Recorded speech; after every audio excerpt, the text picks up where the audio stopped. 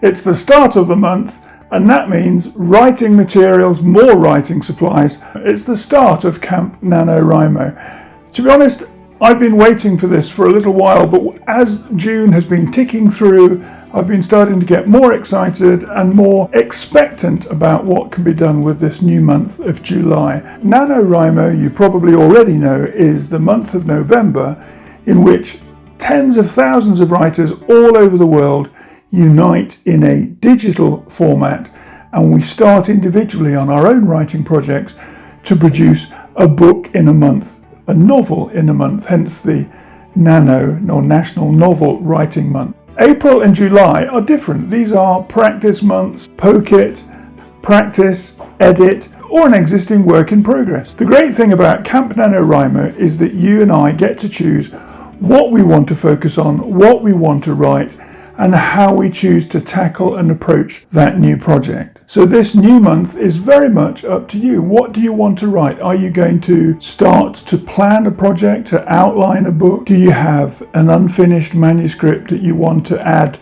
an extra 20,000 words to, and that will take it to the point where you believe it will be finished and complete? Or do you want to start from scratch, where you've got nothing written at the moment? You might sit down this week and spend a couple of days outlining the book, and then the next few days starting to work out the chapters and the way the story will develop and flow to become something comprehensive which you feel is ready to go. The brilliant resource for Camp NaNowRIMO is the nanowrimo.org website, where you can choose your project, give it a title, set a word count, and add secret or public notes so that you can keep yourself on track. Or you can invite other writing friends to look at your project and share theirs so that you keep each other involved. Something I love about the nanowrimo.org site is the ability to track your progress every day as you finish your writing for that 1 hour or 2 hour or 3 hour block of time, whatever you allocate. Every day you upload your word count and you can see the percentage you've made from where you're starting at towards your finish goal for the end of the month. That's just one simple way to keep yourself on track. Another really practical thing you can do is have an accountability partner as you write. It doesn't have to be a regular writing partner that you've written with before. It could be a friend who understands your desire and your motivation and why having them as an accountability partner is important for you. Or it could be somebody in a writing group that you belong to, where you agree that you will both update each other every 2 or 3 days, or once a week you'll meet for coffee and you'll discuss face to face or on a Zoom call how you're getting on, where you're struggling, what you think is causing you to stumble or to fall in your writing progress, and to swap ideas with each other and to encourage each other on this July writing journey. Choose the level of output that you want. You could go for 30,000 words and say, okay, that's approximately 1,000 words a day, or you could go for 60,000 words at 2,000 words a day. You get to choose the rate at which you feel you can move your project forward, and basically the pace that you're setting for yourself. Having written in a couple of NaNoWriMos, and also having taken part in the Camp NaNoWriMo process before, I'd like to suggest 3 aspects to what you do in planning this month that lies ahead of us. The first one is where you will write. Will you be writing in your home office? Will you be writing at the kitchen table? Might you be leaving the house every other day or every day to go to a local coffee shop or a tea room and sit down for an hour and write without interruption in that block of time before you return home? Might you be taking an hour in a coffee shop before work and then another hour as your lunch break in your place of work, where you can put yourself in a quiet space and get on with your work? That's the first one. Where will you write? The second one I'd like to suggest is that you are really clear this week on what you will write. Are you going for a full manuscript from zero to finish? Are you going to add those 20,000 words to an existing work in progress which has been causing you some frustration and some annoyance because you haven't been able to push it over the line and get it to a place where you feel happy with it? Or is this summer writing across the month of July a point of focus and preparation for November? And the third thing is, when will you write? We've chosen where we're going to be writing, we know what we're going to be writing, but this third point is about the timing of and the when you will be writing. Are you going to be writing for the first time ever for a whole month from 8 in the morning till 10 in the morning?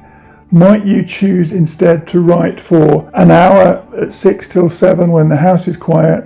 Maybe you then go to work and you write from 1 till 2 in your lunch break, or you finish your day's work. You find a place on the way home, whether it's a coffee shop, a museum, a library, and you sit down for an hour or 2 hours and you commit that time to writing before you get home. This is the start of the month, and maybe you're on a blank page, or maybe you've mapped out your ideas already as good preparation for the whole of July. But remember, it is a whole month. How will you reward yourself? What will you do to sustain your progress from the first 1,000 words to the final 1,000 words by the end of the month? Will you mark out a 5,000 word reward, a 10,000 word reward, a 20,000 word reward? Might you go out for a meal at the end of every week to celebrate your accomplishment, to talk about how frustrated you are and what your hopes are for next week? Might you go out for a film? Might you reward yourself to a purchase online? Might you go to a vintage flea market to get something nice to go in your office? All these are ideas. You get to choose how you will reward yourself for the progress that you make as you move through July. Earlier, I introduced the 3 ideas of where will you write, what will you write, and when will you write. Before we go any further, it's really important to talk about the whole idea of why will you write. If you can get clear on this early in the month, it will make the most enormous difference and carry you forward through July, from today, the 1st of July, to the 31st of July, and the closing down of the month and the final input on the nanowrimo.org website of your word count and your achievements and your accomplishments for the month. Knowing why you're going to write in Camp Nanowrimo this month is so important. So why do you want this? I know for me that it's been a long time since I've written every day for a whole month. So I'm using July as a point of focus, as a point of renewing my energy as a regular writer. And also I'm talking to 2 friends so that I can regularly be accountable to them about my daily output of words. I've set the goal for a 60,000 word new manuscript. It's the 2nd book in a series. Why is it important for you that July is successful for you? But also, why is it necessary that you commit yourself to this writing for a month? And what benefits will you get for it?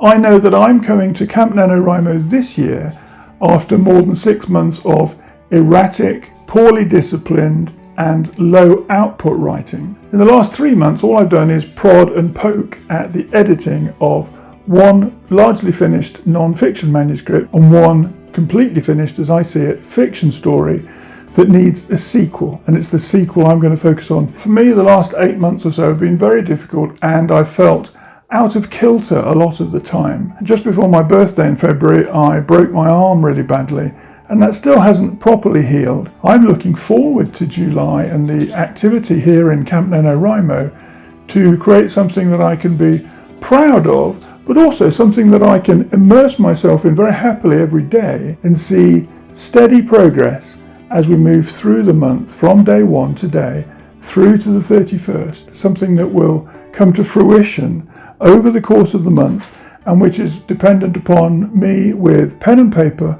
or predominantly I think I'm going to be using my iPad and a wireless keyboard, because when I wrote the book last year, that was the most productive method that I could find for writing. So we're here now in Camp Nanowrimo. Set up your desk. Make sure that on this first day you create the private space in which you're going to write, or you have your go bag, your writing bag, ready to pick up and put on your shoulder and head out to the coffee shop so that your next writing session is productive and easy. The idea that it should be easy is really important. The discipline of writing every day, that can be hard, that can be difficult. But if you have the resources ready, if you've got your ideas mapped out on an index card, or you've done some character sheets and some story charts within your laptop or within your iPad, you're halfway there. You now have to write the story based on the jigsaw that you've constructed over the last few days, or which you're going to construct this first week of July. This month of July, it's about your story, your idea, your editing project, And as much as anything else, it's about you bringing yourself to screen and sharing your ideas for non-fiction, or sharing your passion for the characters that have been forming in your head and the story that is bursting to get out and reach paper or screen in front of you this month. Wherever you are in the world, happy writing, and have a great Camp NaNoWriMo here in July.